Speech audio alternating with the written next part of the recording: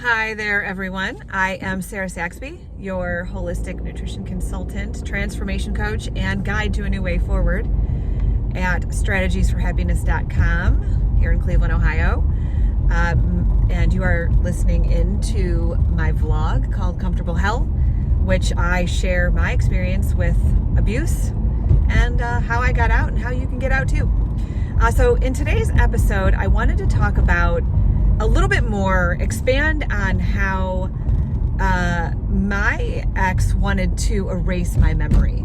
Like my memory was too much of a threat to him. Even just anything in my past was a threat. It didn't matter what it was. It could have just been like one of my best friends or whatever, but it was very threatening to him. And, so if he could have erased my memory, I know, like, if he could have gotten a doctor that said, I'll go in and just erase the last, 45 years or whatever, he would have literally done that, no matter what the cost, because he certainly spent a lot of time trying to do it on his own.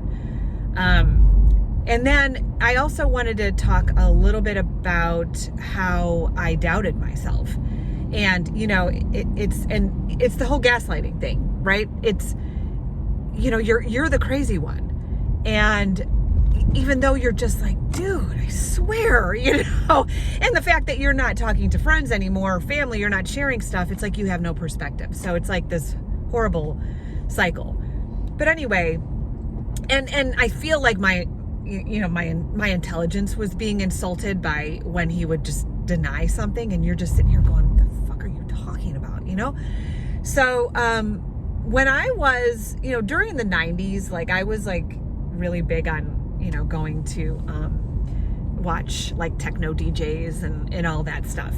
And so I went everywhere. Like I traveled all over the place to follow DJs. And I mean, one of my girlfriends and I were actually in one of the DJ booths. Like we got invited, and it was just the most exciting freaking thing. And they gave us their CD. I mean, talk about the coolest thing. So I traveled all over the place, got CDs that were, that you couldn't order at the time, ones that were just handed to us. And anyway, so I had, just like a lot of people in the 90s, I had one of those books, I can't even imagine it. I mean, it was like this big and this wide, full of CDs. I can't even estimate how many were in there. But periodically, since then, I would grab some. I don't have a CD player anymore, but I would grab them in my old car and I'd put them in and I would listen to it, and it would just be like, oh my God, just so nostalgic and so wonderful. And it just made me so happy, to listen to that old music. And so, I'm living with this person, my ex, and, he's got the same thing, because we're the same age. So he's got like the same book, but his is very different than mine. But anyway, and he never really said, he never made any, oh shit. Sorry, I was going really slow. 35, multitasking. Anyway, so he never really mentioned anything about the music. And the CDs, I think, just sat out in the garage, and I never really paid attention to them. And then at one point in time, my daughter and I were going somewhere, and I was like, you know what? I told her, I said, I'm going to grab my CDs. I want you to listen to some of the stuff I listen to. And she was like, okay, So we had a good hour round trip. So I was just showing her all kinds of music, and it was just so fun. It was so cute. And so I was really excited about it. And when I got home, I was like, I told him, Joker, I was like, I go, oh my God. I'm like, we were driving in the car and I grabbed my CDs. It was so awesome. I was like, we were listening to some of the stuff from, and as I'm saying it, I'm thinking to myself, he doesn't give a rat's ass. Okay. He doesn't care about what I'm telling him right now. And if you recall, in one of my episodes, I talked about that filter that, you're saying something and all of a sudden you just see everything drain from their face because they're putting it through that filter of how does this affect me? And, hear me tell you, we all have that filter because we feel like we're the center, right? But it's what you're filtering, what you're thinking, and what you're protecting. And so he would have that filter, and I was, as I'm talking, I'm seeing just everything, this blankness sort of happen, right? And I'm like, oh fuck, and I'm like, why am I even saying this? Because I could tell that he was pissed, and I'm thinking to myself, what's the problem with this? And I'm like, oh, right. He wasn't involved in all of this, and this is my past, and these are my memories, and these were good times, and maybe I had sex with somebody back then, or maybe it was a song that I had with someone else, all of these things in a 1 second flash are going through that filter, the psychotic filter, and he's wondering, how is this going to affect me? What is she thinking? I'm in trouble now because she's got her past in her head. And, so I just stopped talking, and he didn't really say anything. It wasn't like he was like, oh, that's awesome, babe, which I would expect, right? From a partner.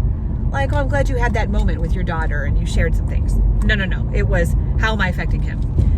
So flash forward. So I had those CDs in my car. Okay. And mind you, it's 2022 or whatever at this point, saying this isn't like CD time. So I had them in my car because periodically I'd grab one and just listen to it or whatever. And at some point in time, I was like looking around, and I'm like, where are my CDs? And, I looked around in the garage, and I was like, I looked in the basement, and I'm just like, did I do? Okay, and here's where you start thinking, right? You're like, what happened to these? Confused, not sure what the hell, is going on. And then you think to yourself as a woman, because you're intuitive, and all of a sudden you get this flash of, holy shit, I wonder if he took those. Because he wasn't happy that I was listening to it. So I was like, I went in, I was like, do you know where my CDs are? And he was like, what are you talking about? I go, my CDs are gone. And he was like, no. And I'm like, well, because it's very strange. You know what I mean? I said, because they were in there the whole time. And I said, where would they be? You know what I mean? And he's like, oh, I know. He's like, someone probably came he's like, you leave your sunroof open all the time. He's like, someone probably came in and took them. And I go, so you're telling me that I ran into Target and someone in the parking lot climbed through my sunroof of a Subaru, climbed on top of my car into the car to get a book of CDs from the 90s and climbed back out? He said, yeah. Do you see what I'm saying when I say, looking back, it's so fucking ridiculous, but at the time you're going, I literally entertained that thought. That's how bad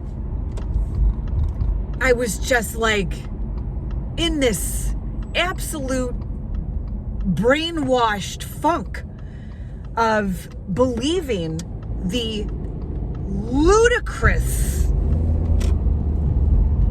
error that was coming out of his face. You know what I mean? I know, it sounds so stupid. Like somebody actually fucking climbed in my car, And, I know he fucking took those things. I know he did. And he probably still has them, but it's shit like that. And, and this one time, here's another one. He thought that, now he could take as many showers as he wanted a day, 3 or whatever. But if, my kids ever wanted to take more than one shower, my son, plays soccer, he works. So he'll take, 1 in the morning and, whatever, he'll play a soccer game. He showers before soccer because maybe he worked out, whatever. Who gives a shit? The fact that, this kid wants to be clean, it's cool, whatever. But anyway, so one day my son's in the shower. He was getting ready. He's getting ready to go to soccer. And all of a sudden I get a phone call from my son, who was downstairs taking a shower. And he starts swearing and going apeshit. And I'm like, slow down, what's happening? And he's like, that motherfucker. He's like, he turned the hot water off. And I was like, what are you talking about? He's like, I'm full of soap, full of shampoo. And he's like, and we heard, you know how you crank the water in your house or whatever to shut it down or whatever. You hear it squeaking. He's like, Mom, he's like, we heard it. He turned it off while I was taking a shower because he didn't think that my son should be taking a shower before soccer. But my son worked out that morning, so he was taking one after he worked out. So I go, did you turn the hot water off? And he's like, no.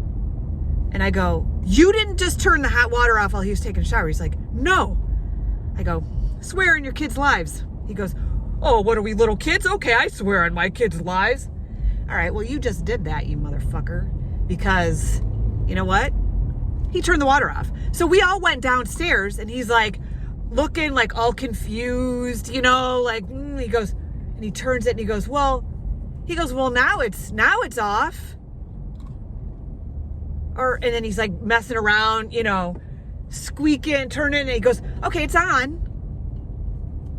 Like, we're fucking dumb, and if you get away with it that many times, you're gonna just, and the thing is, like, I let that happen. I mean, how many times did I let my intelligence be insulted like that? And and I allowed my kids to be treated like that. It's like, what the fuck are you doing? So he's full of, I was like, get back in the shower, take as long as you want, because this is ridiculous. But you know what? I still stayed. I stayed. And it's one of those things where, it's like, oh, can I talk to you?